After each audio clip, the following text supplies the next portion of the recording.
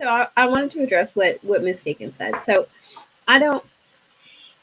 If you are considered conventionally attractive, regardless of what that man looks like, women start to be like, oh, what is it about him that she's attracted to? And that curiosity starts to breed interest.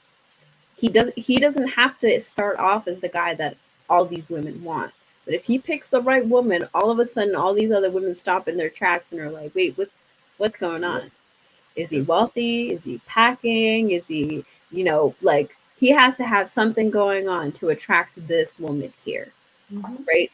And it magnetizes more women. I don't think women do it initially to be like, oh, she wants him, that means I should want him too. I think it starts off as like, I need to make sense of this because this isn't how it typically, like, when the couple is equally attractive, it doesn't happen as often because people start to think it makes sense.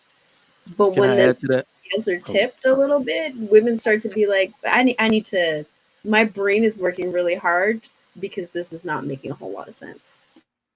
Can I add to that real quick?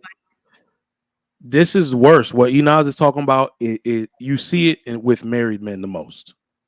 Because one of the things that I had to come to terms with is that a lot of ladies, what we call them home wreckers, they wreck your home and it's not even about the man. It's about the woman competing with his wife.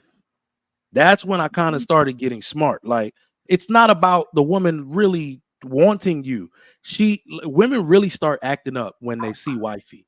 Oh, I look better than her. Like, you've seen all this type of stuff, right? They see why. Oh no. If she can get, I look better than her. Well, so you see that type of thing. That's where men got to start being really smart. This woman just want to wreck your home to see if she's able to do it. You got a point. They base that analogy or thought on physical appearance. They put themselves like, but they are not willing to do everything that woman, that wife is doing for that man. And that's where it's supposed to be like, am I going to be a better wife than this woman, or just looking at the appearance of that woman? And but I think of it too as, I'm like, oh, he was able to pull her and he stayed with her. She stayed with him for that long. I don't know. It's just me though. If only there was a solution that factored in the nature of men and that women would behave this way. If only there was a solution. Everybody on 3. 1, 2, no, you 3. Gotta say it. Nope. Next week, Marcus. Sugar Mike, I kind of disagree and kind of agree with you. Men can be hoes. Let me hear it. I was a hoe. You can be hoe. Not picky, not selective. Smashing basically what was put in front of me. That makes you a hoe. That makes you a hoe. You a street sweeper. That's what you are. Hey. Well, I don't think you can be a hoe like y'all never be entered by nobody. Do what? You never get entered. We talked about this before. No, absolutely not. I wouldn't be. So hold on.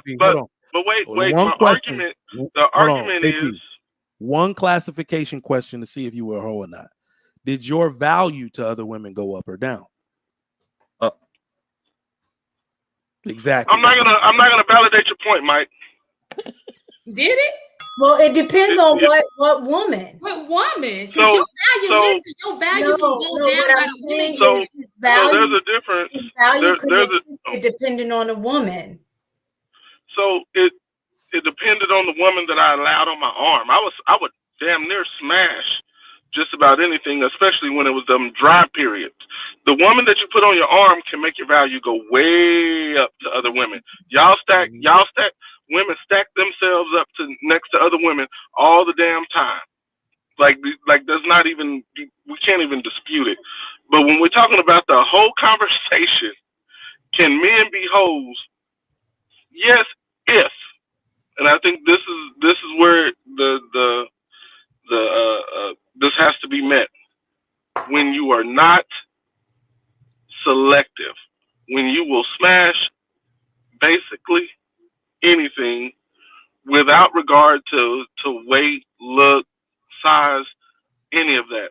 It's when you are no longer, when you're able to turn it down and still get any chick that you want, is when you are not a hoe as a man.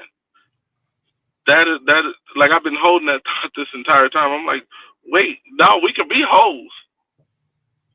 We can have a body count of 200, but is it 10 that's 7 adjustable plus, and the rest are below, or are all of them 7 adjustable pluses? That's when you're not like that's where when the women are selective and you're still able to bust them down, that's when you're in that right spot. Just my opinion. Let me rephrase this. Can studs be hoes? Like, can a lesbian stud be a hoe? Damn it, Marcus. Without having actual contact of anything going inside her, is she a hoe? That's if the statement is when you have sex with people, you leave soul ties or whatever they want to say, right? If you're not being entered by somebody, but you're entering other people, does that affect who she is as a person on a large level? You know what can solve that? Yeah. So what I think is like men I would say men can be. I think gay men and women can be. I think it's a different term.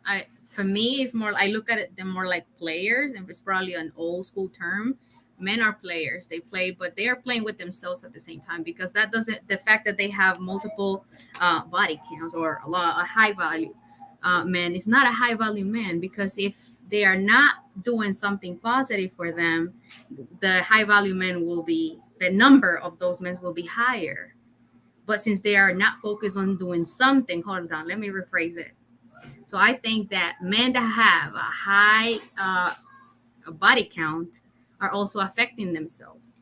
So they are not doing anything positive. They're not studying. They're not building themselves. They're not doing anything, because if that was the case, then the other, the high value men data will be higher. Am I making sense? Nope. I'll tell you why. I'll tell you why.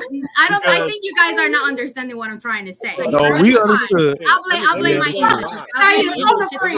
I'll blame my English. So if we understood just fine. Someone said that these men are studying, are building themselves, they're working for them. I don't know what you said. They're not just playing with women. They're not just going around with women. They're building themselves up. If that was the case, while they're playing with women and they're building themselves up, then we will have a higher number for high value men. But you always said that number is low. So because men are playing with women and they're not building themselves, that's why the other number is not high. Building themselves, they're not, because they're also being affected. You don't want to accept that also that behavior for men is not good for them. It's also damaging men because they're not focusing on building themselves. They're just playing around with women. No, so this is why I disagree. Men can do it. So him focusing on his job, career, all of that.